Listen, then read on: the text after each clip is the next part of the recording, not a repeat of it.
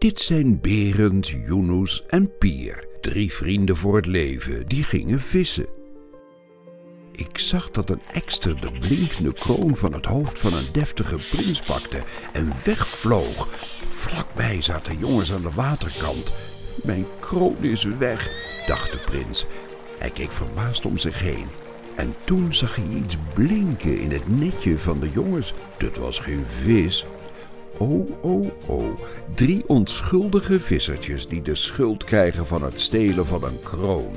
Daar moet ik iets aan doen, dacht ik, want ik ben niet voor niets Super Sint.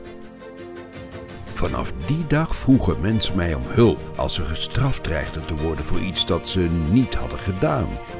In mijn grote rode boek kan ik namelijk van iedereen zien wie lief is geweest en wie zijn best heeft gedaan.